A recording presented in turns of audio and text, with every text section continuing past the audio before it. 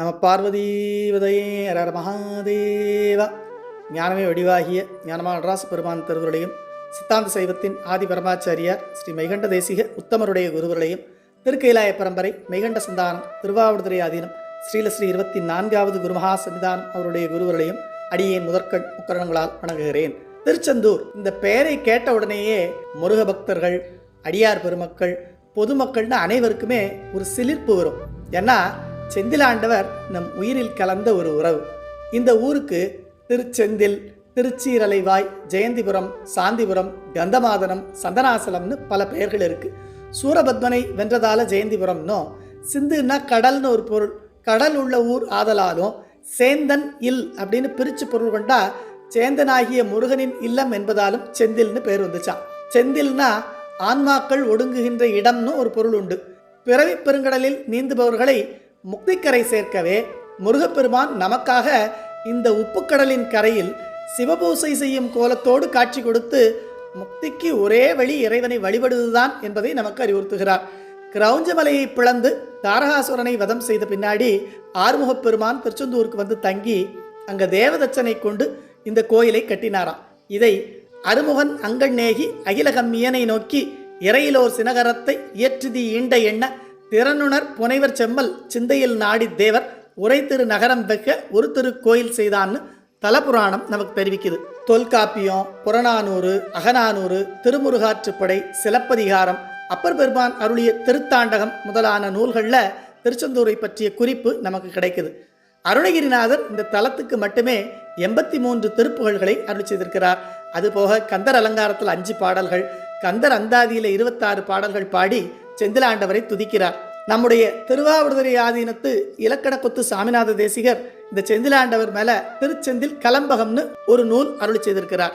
இதுபோக குமரகுருபர சுவாமிகள், பகழிக்கூத்தர், வென்றிமாலை கவிராயர், திருச்சிற்றம்பல நாடிகள், அண்ணாமலை ரெட்டியார், வண்ணச்சரபம் தண்டமணி சுவாமிகள், துறைமங்கலம் சிவபிரகாச சுவாமிகள், பாம்பன் சுவாமிகள், தேவராய சுவாமிகள் போன்ற பல அடியார் பெருமக்கள் இந்த தலத்தை புகழ்ந்து பாடியிருக்காங்க. இந்த செந்திலாண்டவர் தான் வேத சிவாகமங்களின் பொருளாகவும் அவை அல்லாத பிற சமய நூல்கள் அனைத்தையும் உள்ளடக்கி இருக்கிறாராம். பிற சமய நூல்கள் எப்படி சேரும்னு கேட்டால், ஏற்கனவே நம்முடைய குருவார பதிவில் யானை கண்ட குருடர்ங்கிற தலைப்பில் இது குறித்து தெளிவாக விளக்கம் சொல்லியிருக்கேன். சைவ சமயம் என்பது எல்லா சமயங்களின் கருத்தையும் உள்ளடக்கி அதற்கு மேலான பரசிவத்தை நமக்கு காட்டுவது. உலகத்தில் உள்ள எல்லா பெரிய பொருள்களுக்கும் பெரியதாகவும் அணுவுக்கு அணுவாக சிறியதாகவும் ஆண் பெண் என்ற பேதமின்றி செடி கொடி முதலிய ஓரறிவுடைய உயிர்களில் தொடங்கி 6 அறிவுள்ள மனிதர் வரை எல்லா உயிர்களுக்கும் உயிர்க்குயிராகவும் அந்த மனிதர்கள் பின்பற்றும் பல்வேறு சமயங்களும் தானே ஆகியிருக்காராம். அது எப்படி சொல்றீங்க? மற்ற சமயத்தவர்களெல்லாம் நம்ம மட்டும் இல்லை, நம்ம சாமியே பழிச்சு பேசுறாங்களே, அவங்களுக்கு எப்படி முருகப்பெருமான் அருள் கொடுப்பார்னு நினைக்கிறீங்க தானே?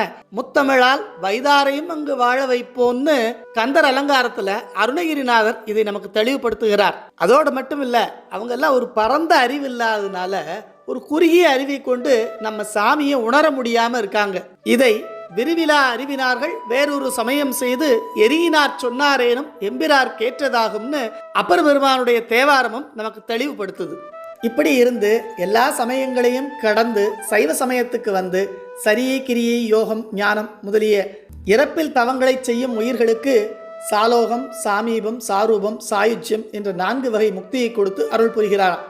இதையெல்லாம் பண்ணாம யாரெல்லாம் நான் அறியாமையோடு சொல்றாங்களோ அவங்களுடைய அறிவில் அடங்காம வெகு தொலைவில், அதாவது அவர்களுக்கு வேறாகவே அவர் இருந்து விடுகிறாராம். அப்படியே விட்டுருவாரா? இல்லை, அவங்களையும் படிமுறையில் பக்குவப்படுத்தி அறியாமையை போக்கி எல்லா உயிர்களுக்கும் முக்தி கொடுப்பது தான் நம்ம செந்திலாண்டவருடைய ஒரே வேலை. இதை ஆதிநூல் மரபாகி அதனொரும் பொருளாகி அல்லவை அனைத்துமாகி அளவினுக்களவாகி அணுவினுக்கணுவாய் அனைத்துயிரும் ஆகி அதனின் சாதியின் பிரிவாகி வெவ்வேறு சமயங்கள் தானாகி நானாகியமை சாலோக சாமீப சாரூப சாயுஜ்ய தன்னொழியில் லீலையாகி ஓதியதனைத்தினும் அடங்காமல் வேறாகி உள்ளும் புறம்புமாகி ஒளியில் ஒளியாகி மற்றிரவு பகலற்றவிடம் ஒப்புவித்தனை இருத்தி தீதினை அகற்றி நின் திருவருள் புரிந்தவா சிறுதேர் உருட்டியருளே சேவர் பதாகை குமார கம்பீரனே சிறுதேர் உருட்டியருளேன்னு பகழிக்கூத்தர் திருச்செந்தூர் முருகன் பிள்ளைத்தமிழில் நமக்கு அருளி செய்கிறார். இதுவரைக்கு சிவபெருமான் தான் படைத்தல், காத்தல், அழித்தல், மறைத்தல், அருளல் என்னும் 5 தொழிலை செய்து உயிர்களுக்கெல்லாம் முக்தி கொடுக்கிறாருன்னு சொன்னீங்க. இப்போ திடீர்னு செந்திலாண்டவர் கொடுக்குறாருன்னு சொல்றீங்களே, ஒரே குழப்பமா இருக்குன்னு கேட்குறீங்களா? இதை நீங்க தெரிஞ்சுக்கணும்னா இந்த பிப்ரவரி மாதம் 21ஆம் தேதி மாசி திருவிழாவுக்கு கொடி ஏறும். 10 நாள் பிரம்மோற்சவம் நடக்கும். அதுல நம்முடைய ஆறுமுகனையனார் என்று சொல்லக்கூடிய சண்முக பெருமான் 5 விதமான வடிவங்கள்ல உயிர்களுக்கு காட்சி கொடுப்பார்.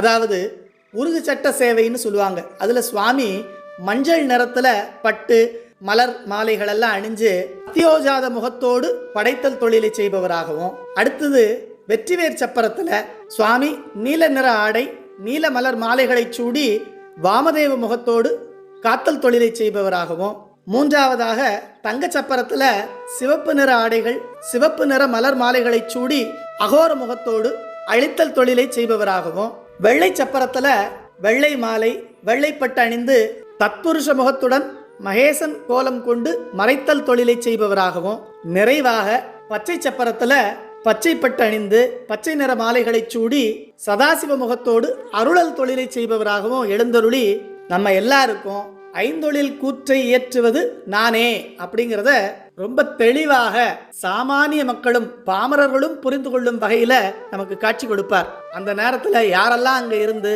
இந்த காட்சியை தரிசனம் பண்றாங்களோ அவங்களெல்லாம் இறைவனுடைய ஐந்தொழில் கூத்துக்கு ஆட்பட்டு அருளல் என்னும் முக்தியை பெறுவது முக்காலும் நிச்சயம். அதனால நாமும் இந்த மாசி திருவிழாவில் கலந்துகிட்டு செந்திலாண்டவருடைய அருளை முழுமையாக பெற குருவருளும் திருவருளும் நமக்கு துணை செய்யும். சிவா திருச்சிற்றம்பலம். நம்ம பார்வதீவதையே. ஹர ஹர மகாதேவா.